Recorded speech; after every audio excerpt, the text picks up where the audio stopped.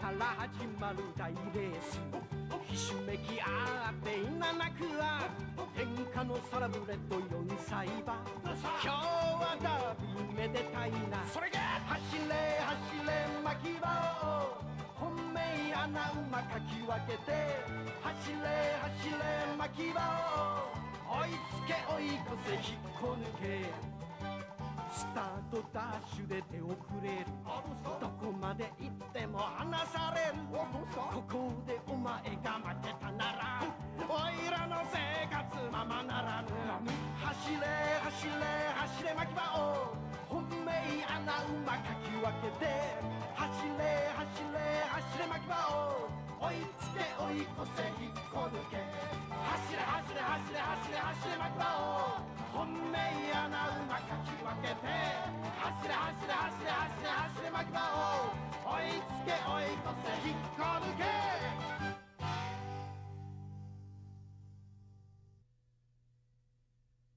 Kasing hirap maging Prime Minister ng isang bansa ang maging may-ari ng isang Derby racehorse. Ang Japan Derby Competition.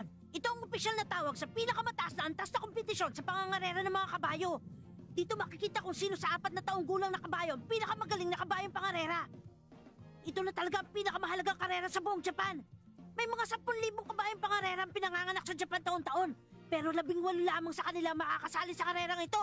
At syempre, iisa lamang ang pwede maging kampiyon. Gusto makuha ni Makibao at Boss Onald ang kampyonato. At dahil dito, pinilit ni Boss Onald ang sarili niyang gumaling para tulungan si Makibao na mailabas ang tunay niyang potensyal. Tatalunin namin si Cascade sa karerang to para maging #1 sa buong Japan. Ang pinakahihintay na Japan Derby Competition. Magandang araw sa inyong lahat. Nandito po tayo ngayon para panoorin ang pinakahihintay na Japan Derby Competition. May mga 2,000 taong narito sa Tokyo Ring para makita kung sino magiging kampiyon sa karerang ito. Ako po at si Mr. Kisaki makakasama niyo para ihayag ang mga exciting na mangyayari sa ika-63 Japan Derby Competition. Sa kompetisyon ngayon, mukhang hindi nakasama sa 18 kalahok na tatakbo si Peter the First. Mr. Kisaki, sino sa tingin niyo magiging kampiyon sa karerang ito? Magsisimula na. Oo, sige. Mananalo na kampiyonato ay sinabi at duel, si Midori Makibao. So ang hula niyo ay si Midori Makibao mananalo at hindi si Cascade? Tama, ito lang explanation para dyan. Dahil pumapangalawa lamang sila sa uling karera, mapipilitan tumakbo na mas mabilis ngayon sina Midori Makibao at jockey niya. Kung ilalabas niya kaagad ang lahat ng bilis niya, pwedeng siya ang kumuha ng lead. Pero hindi dapat magpadalos-dalos sa mga kabayo. Hindi na ito yung madadaling G3 competition. Mas mahirap na dito sa G1 competition. Naiintindihan ko na. Naghahanda na po ang mga jockey. Malapit na nilang ilabas ang kanilang kabayo. Narinig niyo po bang ingay? Mukhang hindi na mapigilan ng 2,000 manonood natin ang magbigay ng suporta sa kabayong gusto nilang manalo. Nararamdaman po namin dito sa Tokyo Racing Ring ang tuwa nila. Binibigyan nila ng pugay ang mga kabayo sa araw na ito. Ayan na sila! Matara, Mang Islam, Mr. Yang Hu! Aba, hindi ko inakala na pwede kayo magmukhang disyente, ha? Ikaw talaga, Onad. Mahilig magpatawa. Dapat lang na magbihis ako dahil tatanggap ako ng trophy ngayon. Kailangan gwapo itsura ko kapag ipinakita ang mukha ko sa lahat ng fans ko sa buong Japan. Yaski, Makibao, kahit hindi tayo nakabihis, lumabas na tayo sa track at pati ng 2,000 fans ay excited na naghihintay sa atin sa labas. Tama, maganda na kayo. Magiging maigpit ang kompetisyon na ito. Kung gusto nyo, hubarin ko ang suit ko para gamitin na puncher. Naku, huwag na, makabawala kami ng gaan na tumakbo. Nakakadiri. Good luck! Galingan niyo! Tama nga naman ang sinabi ni Onad. Ganun ba? Sa tingin mo ba mawawala ng gana yung iba kung tinanggal ko ang suit ko? Hindi yun ang tinutukoy ko, kuya. Pero magiging nakakatakot nga kung ginawa mo yun. Iniisip ko na hindi mahalaga kung nakabihis nga ako ngayon o hindi. Kung tatanggapin ko ang trophy. Kahit na ano pa itsura ko, alam ko may dignidad ako. At puno ng pagmamalaki ang puso ko para kay Makibao. Papa! Naalala ko yung araw nung ipinanganak si Makibao. Iniisip ko noon na wala siyang kwentang buriko at wala siyang patutunguhan na malulugi yung farm lang dahil sa kanya. Pero tignan mo na siya ngayon, nakapasok siya dito sa Japan Derby Competition. At may posibilidad na siya makakakuha ng Derby Cup. Natutuwa talaga ako, hindi lang dahil nandito tayo, kundi dahil din sa lahat ng mga nagawa niya. Sinabi nga ng isang minister ng England na kasing hirap maging prime minister ng isang bansa ang maging may-ari ng isang Derby racehorse. Oh.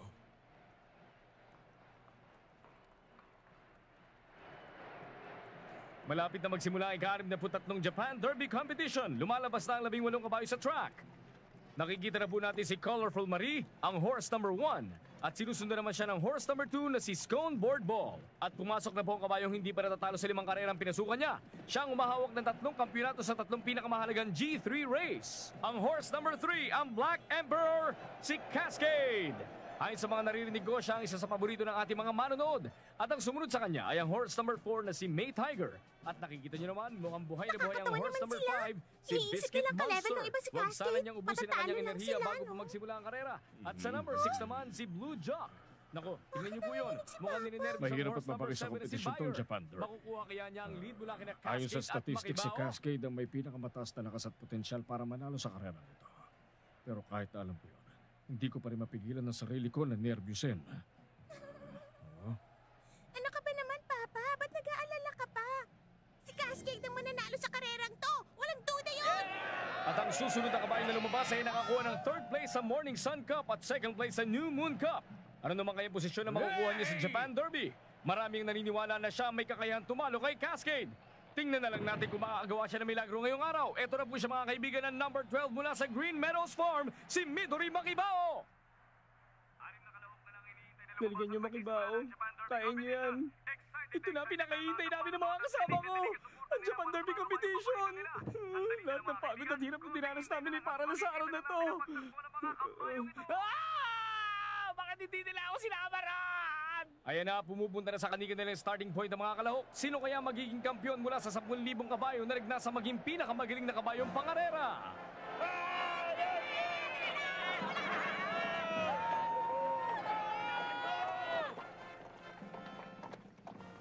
Hindi kita palalabasin, Cascade. Tatalunin kita. Baka depende sa starting kapag panalo ng karera. Tara, mahalaga ang mag-lead sa simula pa lang ng karera. Hoy, Bayer! Bayer, tumigil sa dinadaanan mo!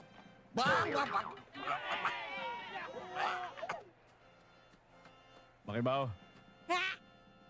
Cascade! matagal ko nang hinintay ang araw na to. Malalaman na natin kung sino talaga magaling sa atin. Tama ka, maaring natalo mo ako sa Morning Sun at nung Moon Cup. Pero ipapakita ko sa'yo na ako magiging kampiyon sa karerang ito. Grabe, kakaiba talaga ang kabayong yun. Ano problema, Makibao? Huwag mo sabihin natatakot ka. Napansin mo ba, Boss Onag? Huh?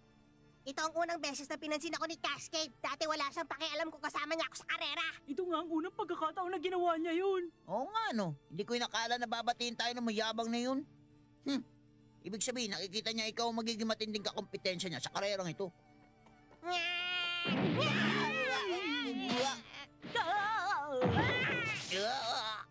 Malapit mo magsimula. Ako dapat na mauna. Ako dapat na mag-lead dito. Ako dapat na mag-lead. Magsisimula na. Pamihira talaga si Bayer, oh. Hindi man lang siya nag-sorry. Ninenervous lang si Bayer. Pagbigyan mo na siya, ganyan din tayo nun. Buti nga hindi siya nahulog sa atin eh. Nakafocus na siya sa pagsisimula ng karera. Hindi ba, Boss Ronald? Boss Onag, okay ka lang ba? Oo naman. Pagbigyan na lang natin siya. O siya, tayo na sa starting point. Ha?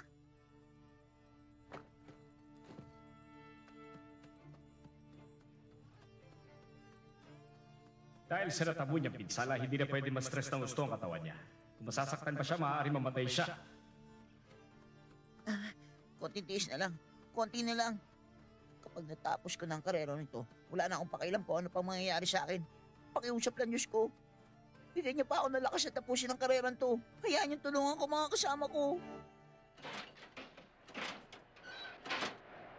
Nakapasok na ang huling kabayo sa starting point. Nililisa na rin ang race personnel ng racetrack.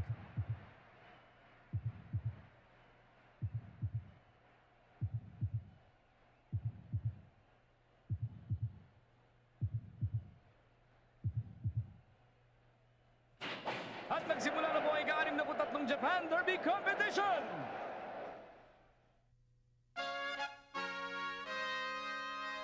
Ha?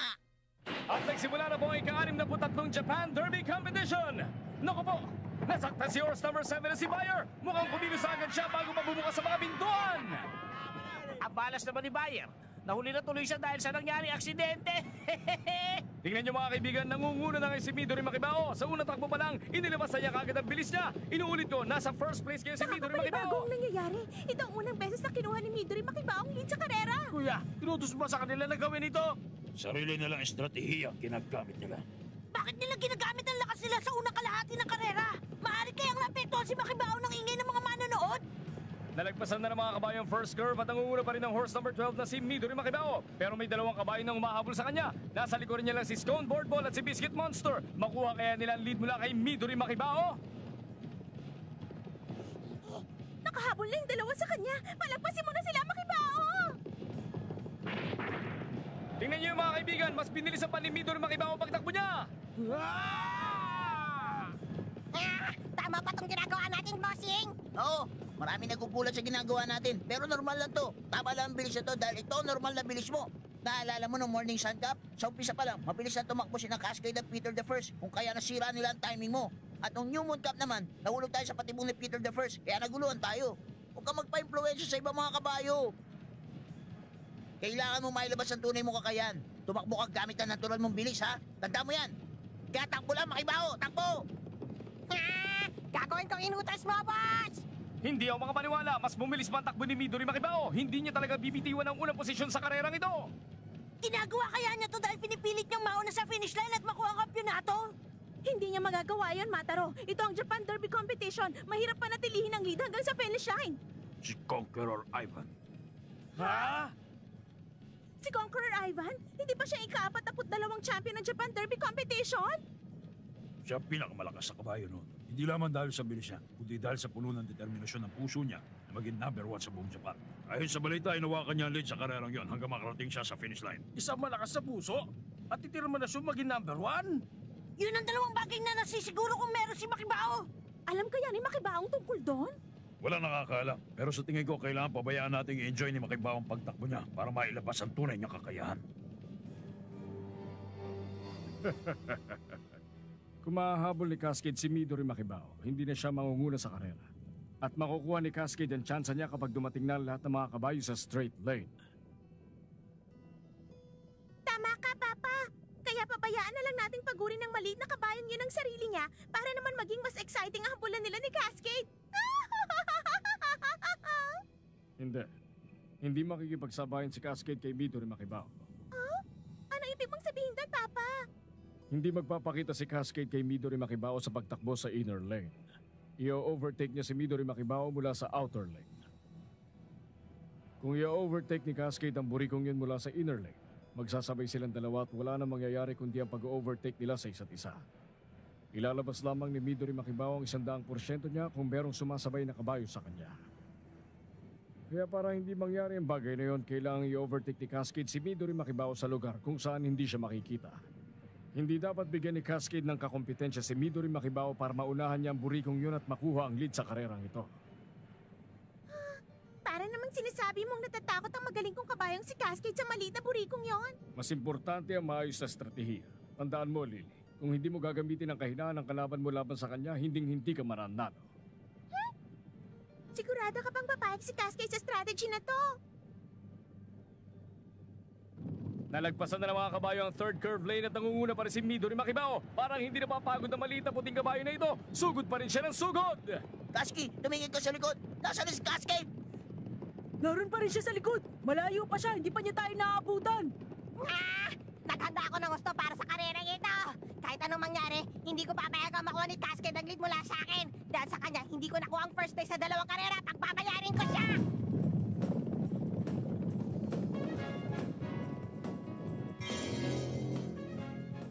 Ano kaya ang binabalak ni Cascade? Bakit narito pa rin siya sa huling posisyon? Binabalak kaya niyang humabol kay Midori Makibao pagdating sa huling straight lane? Nasisiguro kung si Midori Makibao lang ang hindi isip niyang kakompetensya. At ganoon din naman si Midori Makibao. Kung sasabayan ko lang ang bilis si Cascade, wala akong tsansang manalo sa kanya. Kailangan baguhin ko ang plano ko. Ang natitirang paraan ay pilitin pabilisin ko si Cascade para makasabay niya si Midori Makibao. At habang nag-uunahan sila, kailangan malagpasan ko sila para makuha ko na ang lead. Nagbago na po ang taktika ng jockey ni Amazon. Pinabilis na niya ang kabayo at ngayon humahabol na si Amazon kay Midori Makibao sa third curve lane. Isang hindi inaasahang pagbabago po ito. Humabol na si number 13 kay Midori Makibao. Walang kwentang strategy natin. Tayo na, Cascade. Humabol na rin tayo sa kanila. Teka, bakit? Bakit tayo mo humabol, Cascade? Cascade!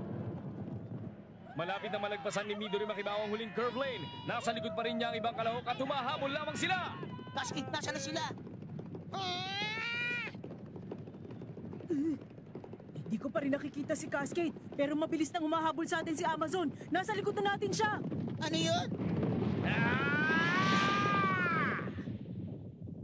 Mukhang naabot na ni Amazon ang kanyang hangganan. Wala na siya natitirang lakas. Nauhuli na siya laban kay Midori Makibao at Cascade. Hindi na siya makahabol sa bilis ng dalawa.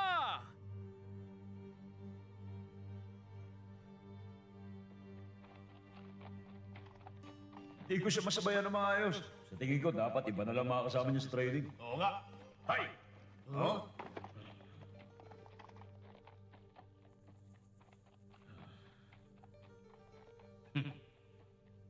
Ayaw na makipag-training kasabay ko mga kasamahan kong kabayo. Okay, tayo na, Amazon! Ipakita natin sa mga taga-syudad kung gaano ka galing. Galingan mo, Amazon, ha? Ikaw pag-asa namin lahat. Alam ko tatakbo ka na mabilis. Hindi mo kami bibiguin. Teka, bakit niyo ako binabati ng ganyan? Bakit parang nagtataka ka sinasabi namin? Isa sa mga kasamahan namin na tatakbo sa Japanese Derby. Natural lang batiin ka namin. Pero akala ko ayaw niyo na ako makasama. Na nawawalan na kayo ng tiwala sa akin. Ha? Nagkakamali ka dyan sa iniisip mo, Amazon. Ayaw na namin makagulo sa training mo. Nag-aanda ka para sa Japan Derby competition eh. Gusto man namin makatulong, hindi sapat ang bilis namin para maging kakompetensya mo. Umiiwasan lang kami para hindi makaistorbo. Yun lang ang pwede namin magawa para sa'yo. Yun ba ang dahilan? Kayo talaga kung ano-anong iniisip niyo. Mahalaga sa akin na makasama kayo sa training na ginagawa ko. Patawarin niyo sana ako, nag-isip ako ng masama sa inyo. Hindi ko inakala na mahalaga sa inyo ang pangarap ko makapasok sa Japan Derby. Ngayon, nagpapasalamat ako sa inyong kabutihan at pagmamalasakit sa akin. Makinig kayo, mga kasama. Ipinapangako ko na iuwi ko ang kampyonato ng Japan Derby. Sige! Sama namin! Galing ako! Ibibiguin, ha? Ako ang nagdadala ng pangarap ng mga kasamahan ko. Hindi ko sila pwedeng biguin. Ako ang mananalo! Hindi, nabuta na tayo. Dagdagan mo pa ang bilis mo, Makibao. Sa bilis natin dapat tumatakbo ang karerang ito. Alam ko meron ka pang bilis na may lalabas. Neck-and-neck na po sina Amazon at Midori Makibao. Mukhang wala sa kanilang dalawa may gustong isuko ang lead na natamo nila. Matindi po ang kompetensyang ito, mga kaibigan. Boss Ronald, sa tingin ko dapat na natin gamitin ang special running style ni Makibao para i-overtake si Amazon. Masyado kang atat, Cascade. Nasisiguro kung makakahabol sa atin si Cascade. At kapag nangyari yun, doon na natin gagamitin ng special running style. Pero... Tama ang sinabi ni Boss Onat. Hindi susuko si Cascade ng ganun-ganun lang. Magtiwala tayo sa desisyon ni Boss. Ha? Ayan na! Paparating na siya. Narinig ko ang yabag niya. Cascade, Makibao, makinig kayo ha. Manda na kayo para sa special running style. Oh! Uy, Boss Ronald! Huwag mong gawin yan, Boss Ronald! Delikadong ginagawa mo! Bumaba ka dyan! Huwag ka mag-alala, hindi ako mauulog mula dito. Kailangan bantayan kung kinikilo si Cascade para malabanan to. Sige, subukan mo humabol. Ilalabas siya namin na 100% ng lakas ni Makibao. Ha?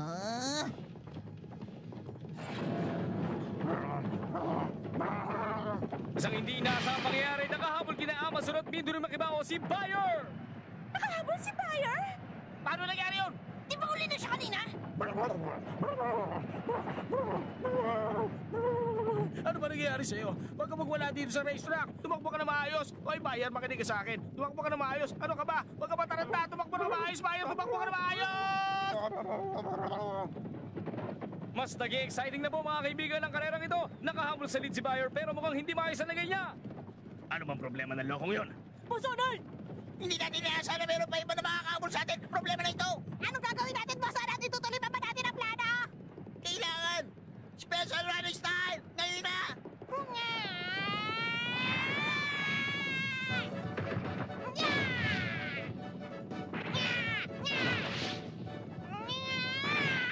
Ayun na sila! Ginawa na nilang special running style! Ang bilis niya. Kakaibang takbo na yun kaysa doon sa nakita ko sa New Moon Cup. Ito na ba ang pinapractice nilang special running style ni Midori Makibao? Ang galing!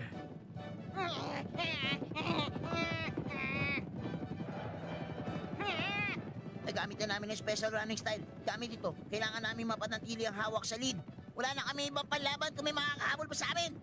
Nasa straight lane na po ang ating mga kabayo. Hindi pwede mag-relax ang jacket ang mga kabayo nila. Nangunguna pa rin si Midori Makibao. Mahahawakan kaya nila ang lead position hanggang makarating sila sa finish line. Sige, Makibao! Tuloy mo lang ang pagtakbo mo! Ano pa bang hinihintay ni Cascade? Bakit hindi pa siya mahabol kay Midori Makibao? Paparating na siya. Oo! Oo!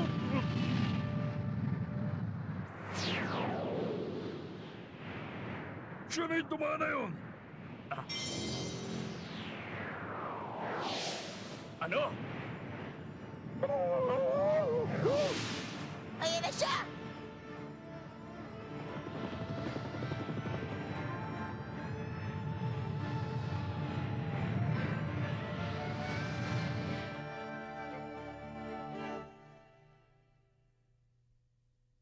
Uma na mina no ne